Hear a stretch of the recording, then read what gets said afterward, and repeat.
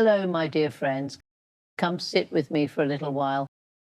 I'm going to tell you something today that my own doctors, every single one of them, never told me. In fact, most of them would have laughed if I had mentioned it in their offices. And yet here I am, 105 years old, still washing my own hair, still brushing my own teeth, still stepping into my own bath every single morning without anyone helping me do it. I was born in 1920. I have lived through more history than most textbooks can hold. 2 world wars, the invention of television, the first human footprint on the moon, the rise of the internet, the smartphone, and more medical breakthroughs than I can count.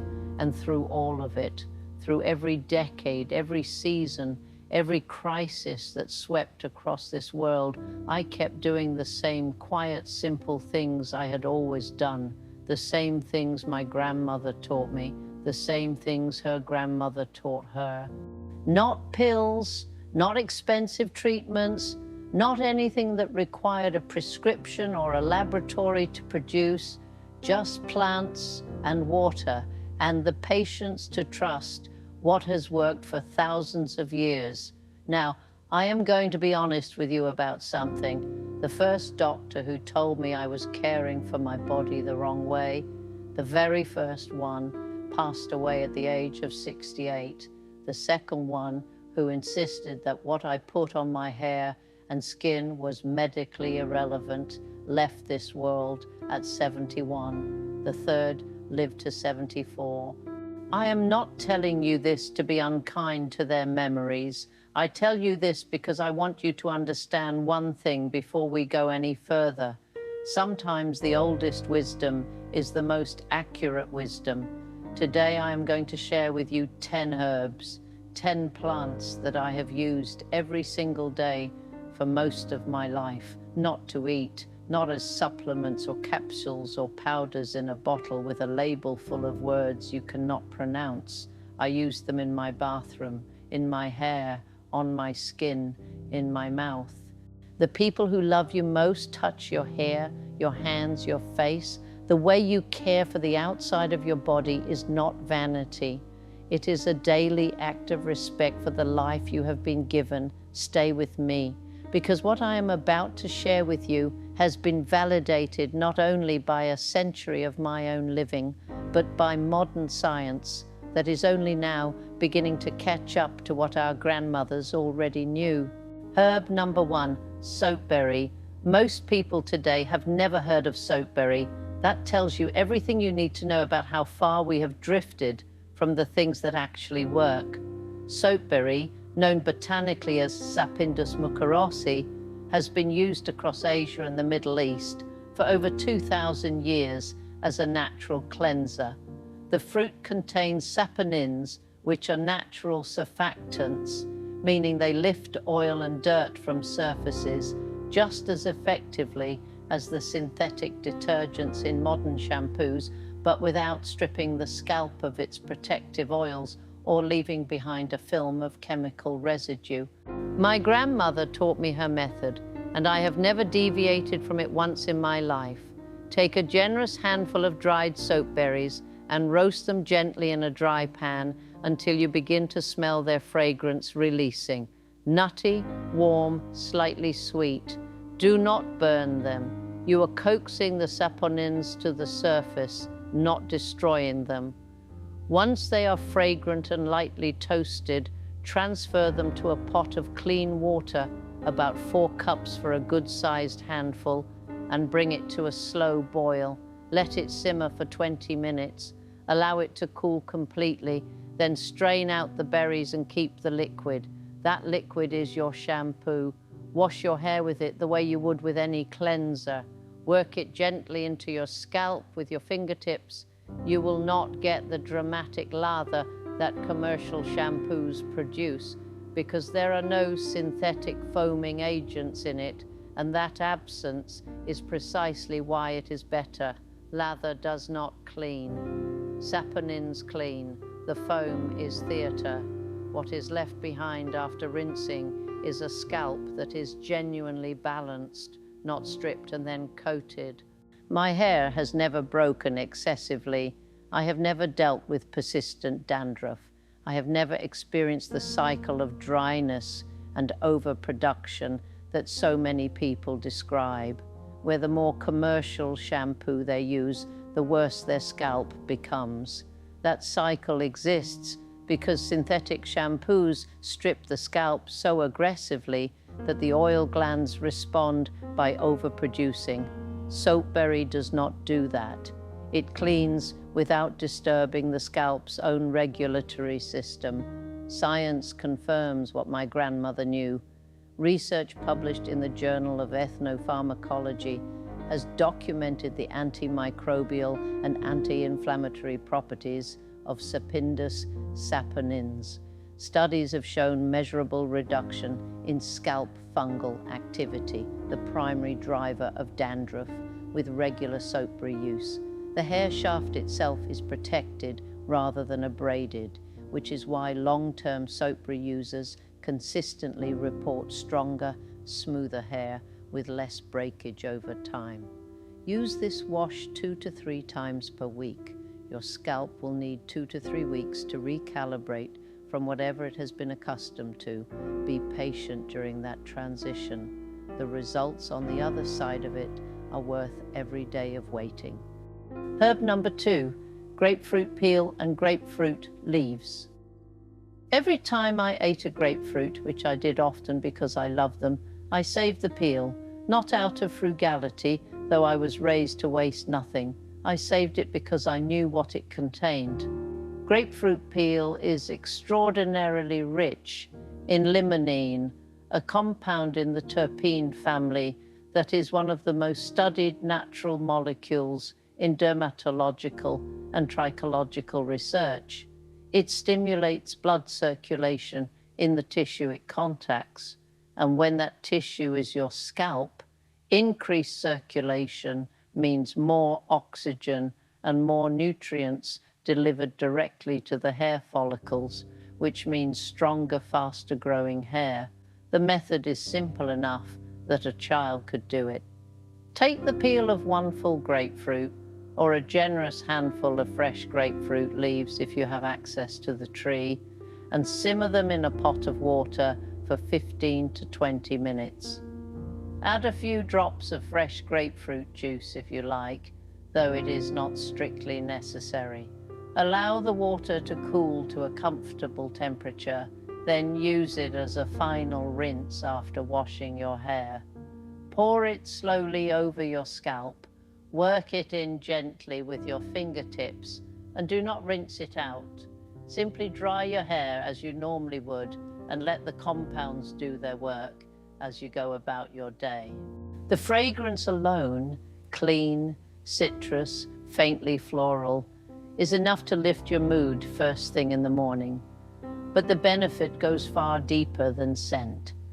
Limonene has documented antifungal activity, which means this rinse actively addresses the same scalp imbalances that soapberry tackles during the washing phase. Used together, these two herbs create a comprehensive scalp care system that costs almost nothing and requires almost no preparation.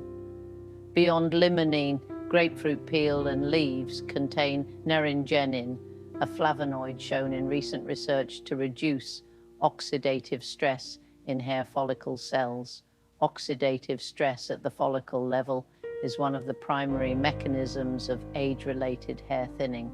My hair has thinned somewhat over the decades, as all hair does, but I still have a full head of it at 105, and I attribute that in no small part to this simple rinse that I have used since I was a young woman.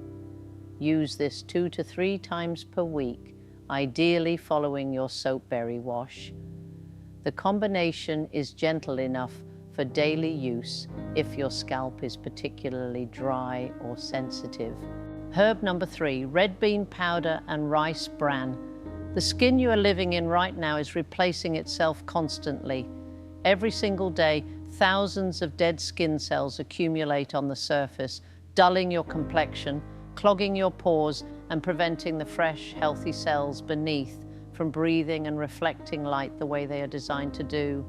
Modern skincare has turned exfoliation into a complex, expensive category full of acids and enzymes and devices.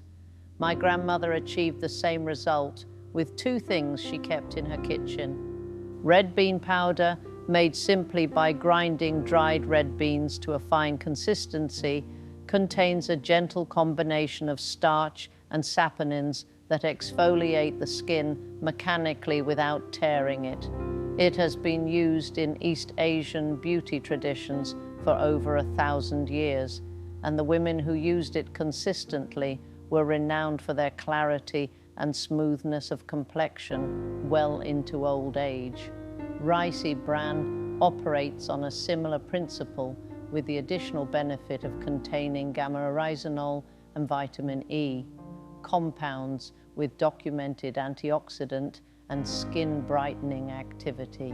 My method, which I've used for most of my adult life, is to combine 2 tablespoons of red bean powder or rice bran, or both together, with enough fresh whole milk or plain unsweetened yogurt to form a thick paste. The lactic acid in both dairy ingredients provides mild chemical exfoliation that works in harmony with the mechanical exfoliation of the powder, gently loosening the bonds holding dead cells to the surface. Apply this paste to damp skin, your face, your neck, your arms, anywhere you want to treat, and work it in using small, slow, circular motions for 2 to 3 minutes. Then rinse thoroughly with warm water. Do this 2 to 3 times per week, never more, because even gentle exfoliation done too frequently disrupts the skin's barrier. In the days between treatments, your skin will feel noticeably softer, look more even in tone, and respond better to whatever else you put on it, because the surface layer of cellular debris that was blocking absorption is no longer there. I have never used a commercial exfoliant in my life. My skin at 105 is not the skin of a young woman, nor should it be, but it is healthy, it is clean, it has never suffered the chronic inflammation, sensitivity, or barrier damage that I see in so many people who have spent decades using harsh synthetic products on it. Herb number 4, green tea leaves and betel leaves. This bath was not a luxury in our household, it was medicine. Every week, sometimes twice a week during summer when the heat made skin issues more common, my mother would prepare a large pot of water with green tea leaves and betel leaves simmering together, and the whole family would bathe in it. I understood it as a child only as something that felt clean and smelled good. I understand it now with the benefit of both experience and science as one of the most intelligent skincare practices I have ever encountered. Green tea leaves are saturated with catechins, the most studied antioxidant compounds in dermatological research today. EGCG, the primary catechin in green tea, has documented antimicrobial activity against the bacteria strains responsible for acne, particularly the back acne that plagues so many people and is extraordinarily difficult to treat. It reduces skin inflammation, it neutralizes free radicals that accelerate skin aging, and it does all of this while being completely gentle, because it is at its foundation simply a leaf steeped in water. Betel leaves, widely used across South and Southeast Asia for thousands of years, contain eugenol, a naturally occurring phenol with antimicrobial activity comparable to many pharmaceutical antiseptics. They also contain hydroxycavicol, which demonstrates antifungal and antibacterial effects in laboratory studies.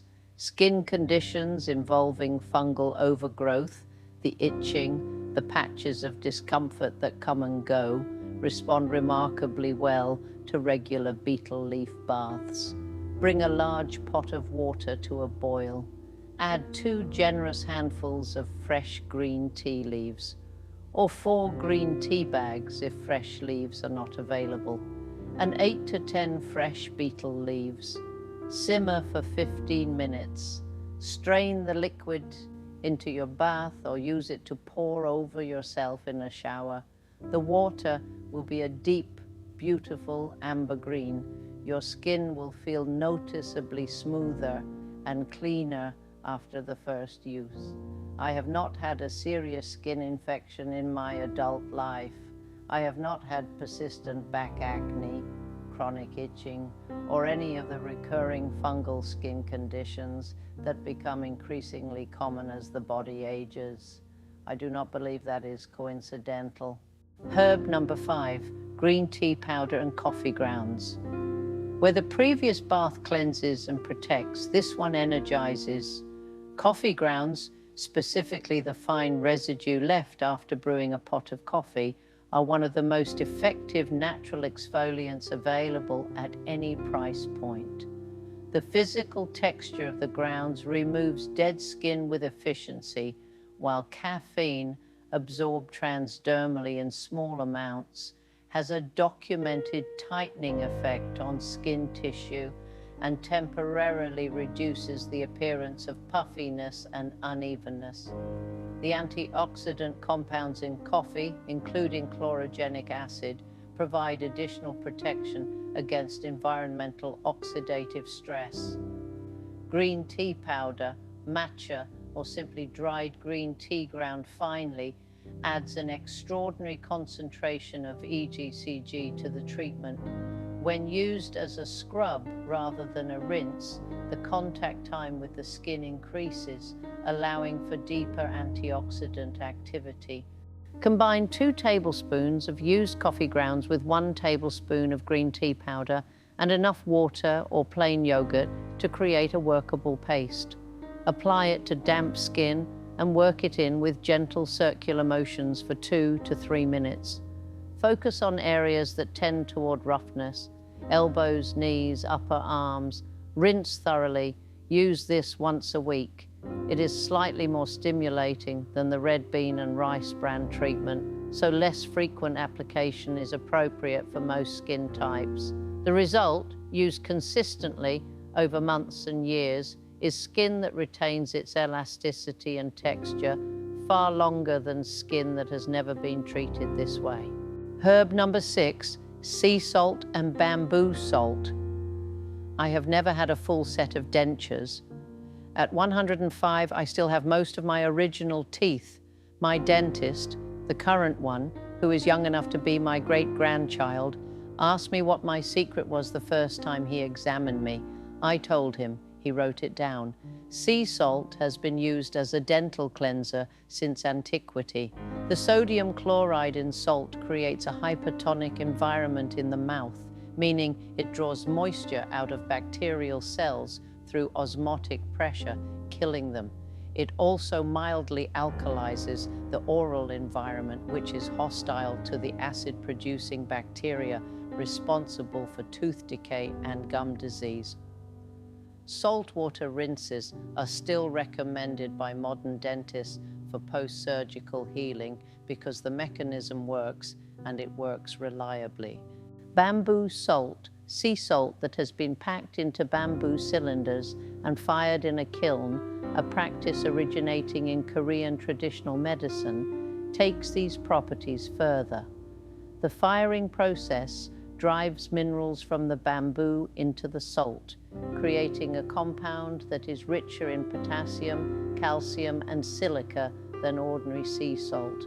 It has a stronger remineralizing effect on tooth enamel and more pronounced antimicrobial activity against the specific bacterial strains, particularly Streptococcus mutans, that are the primary architects of dental decay. Each morning, before anything else, I take a small pinch of fine sea salt or bamboo salt on a damp cloth or a soft brush and use it to clean my teeth and massage my gums gently. Then I dissolve a small additional pinch in a cup of warm water and rinse my mouth thoroughly for 30 seconds. The taste is clean and sharp and leaves your mouth feeling genuinely empty of residue in a way that toothpaste, with its glycerin coating cannot achieve. Your gums will be healthier within 2 weeks of consistent use. Your breath will be cleaner from the very first morning. Herb number 7, mint leaves and lemon basil. Fresh mint was growing in a clay pot on my mother's kitchen windowsill for as long as I can remember. It was not decoration, it was medicine, it was breakfast preparation, it was dental care, it was everything at once, because that is what herbs were before we started dividing their uses into categories and selling each one separately. Mint leaves and the lemon basil that I came to love equally as an adult both contain volatile aromatic compounds that perform 2 functions simultaneously in oral care. First, they are genuinely antimicrobial.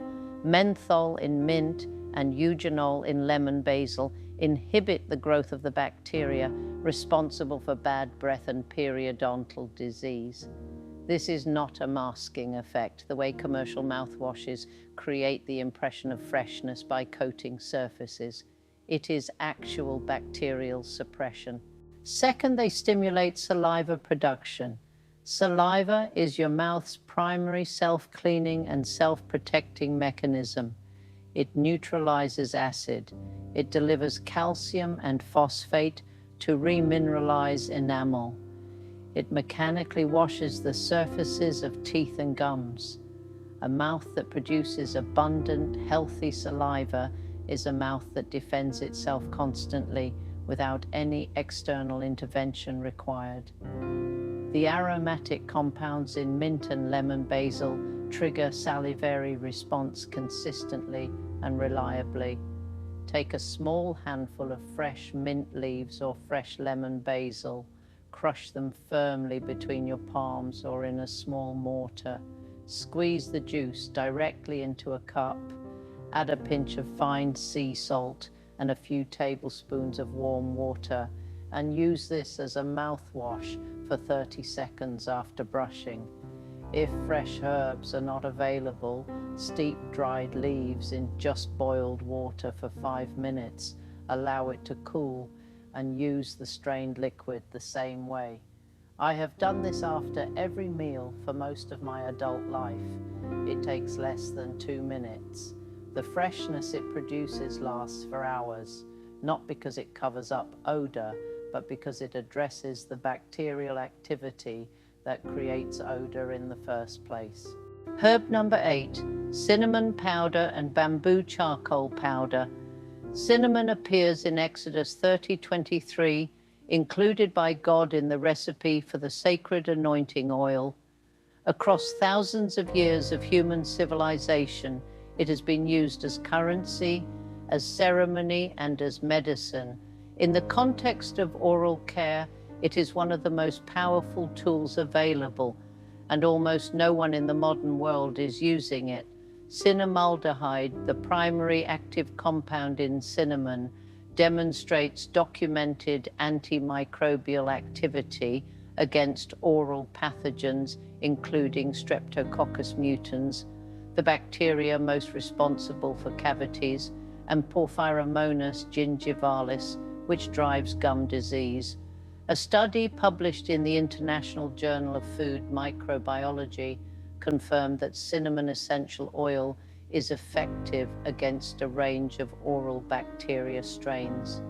Beyond its antimicrobial properties, cinnamon mildly increases circulation in gum tissue, which supports healing and maintenance of gum health over time. Bamboo charcoal powder works through an entirely different mechanism, adsorption rather than antimicrobial activity. Activated charcoal has an extraordinarily porous surface structure that physically binds to staining compounds on the surface of tooth enamel and removes them mechanically. It does not bleach teeth. It lifts the accumulated staining from tea, coffee, and food that gradually yellows enamel over years of living, revealing the tooth's natural color beneath. I use both together Mix a small pinch of cinnamon powder with an equally small pinch of bamboo charcoal powder. The combined amount should be no more than what fits comfortably on the end of your finger, and use it to brush gently for 2 minutes once or twice a week. Do not use it daily because the mechanical action of the charcoal applied too frequently can be abrasive to enamel over time. 2 to 3 times per week is the appropriate frequency for long-term use. Your teeth will be noticeably whiter within 3 to 4 weeks. Your breath will be cleaner and your gums will be healthier because the cinnamon is working on the bacterial environment the entire time the charcoal is working on the surface staining. Herb number 9, tea tree essential oil. This is the most modern of the 10 herbs I'm sharing with you today, not because it is a new discovery, but because the scientific documentation of its oral health benefits has accumulated primarily within the last several decades. Tea tree oil, derived from the leaves of Melaleuca alternifolia, native to Australia, contains terpenin 4-OL as its primary active compound. Terpenin 4-OL has demonstrated broad-spectrum antimicrobial activity in more research studies than I could cite in an afternoon. In the specific context of oral care, it has been shown to suppress the bacteria responsible for gum inflammation, the persistent redness, swelling, and bleeding that signals the early stages of periodontal disease, and to reduce the inflammatory response in gum tissue itself. A randomized controlled trial published in the Journal of Clinical Periodontology found that a tea tree oil gel applied to the gum line significantly reduced gingival bleeding and bacterial load over a 12-week period compared to placebo. The mechanism is direct. Terpenin 4-OL disrupts bacterial cell membrane integrity, preventing the colonization of gum pockets that drives progressive periodontal breakdown. Add 2 drops, only 2, never more, because tea tree oil is potent and must be respected, to a cup of warm water and use this as a final rinse after brushing and flossing.